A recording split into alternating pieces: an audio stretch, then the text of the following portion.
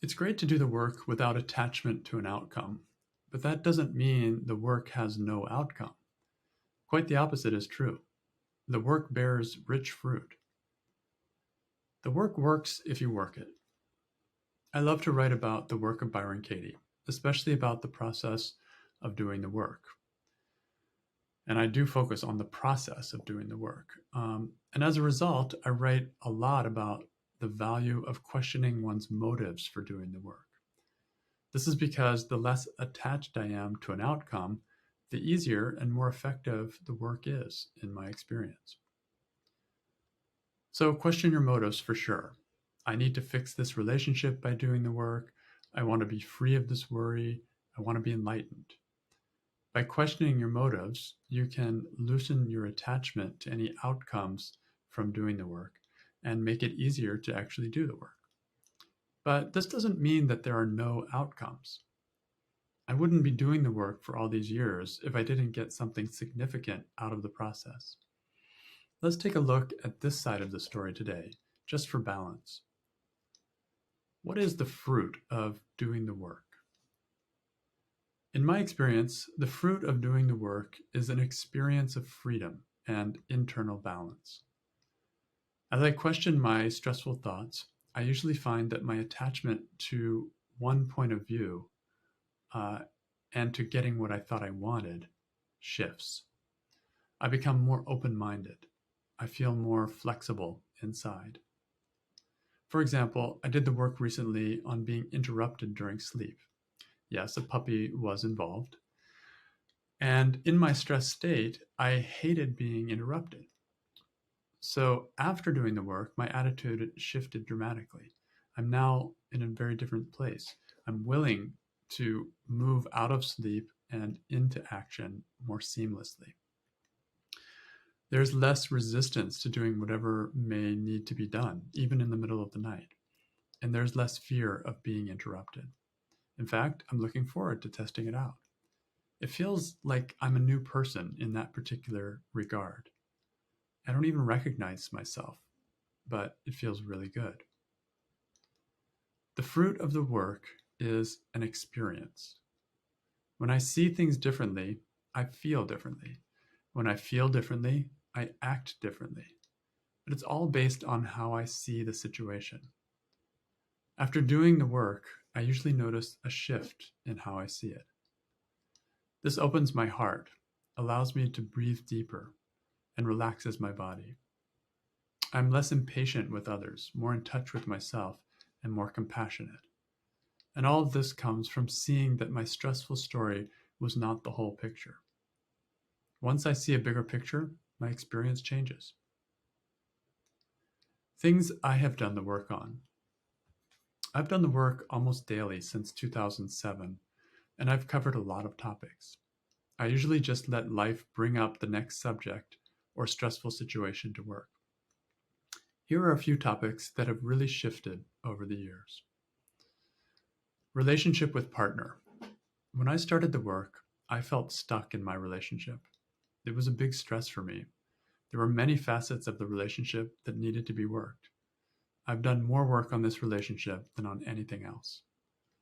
The result has been a gradual change from feeling like a victim and blaming my partner to knowing how to ask for what I want, stand up for myself, and appreciate the qualities that my partner brings. I find myself now where I want to be, rather than hoping somehow to escape. This is a direct result from doing the work. And for me, it feels like a miracle. Money.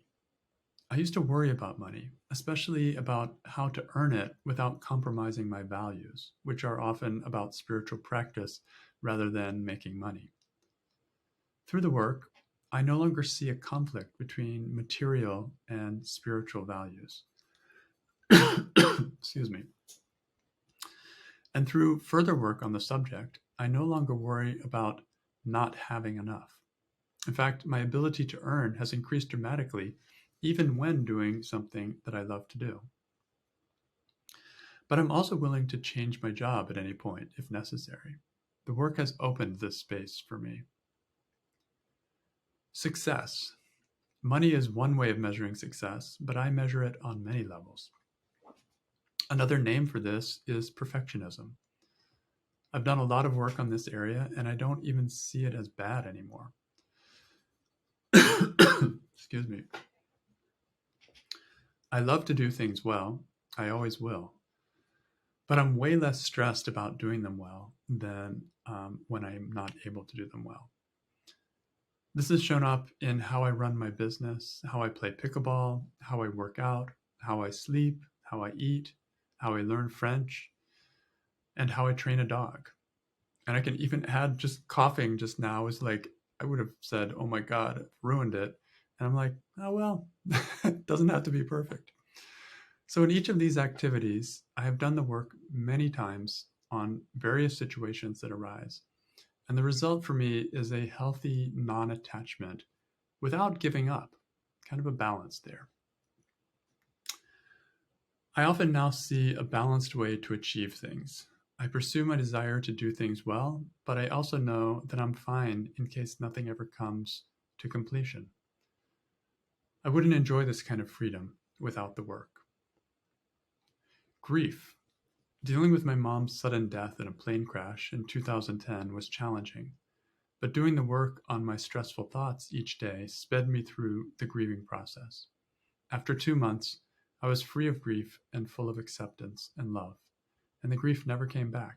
That comes directly from doing the work. And I could go on and on. Whenever I bring another stressful situation, be it small or big, to the work, I see new options. I find ways to balance desire with just being. I grow in patience, understanding, peace, and contentment. And my relationships become at the same time more meaningful and less of a big deal.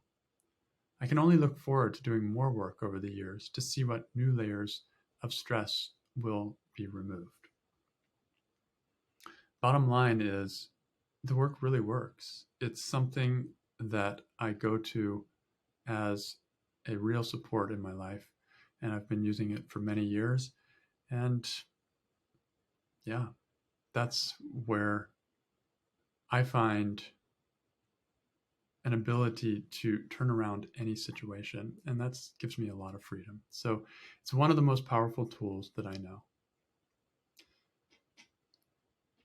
Okay, so let's end with a quote from Byron Katie and her book, Loving What Is.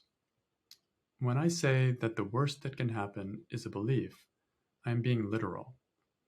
The worst that can happen to you is your uninvestigated belief system.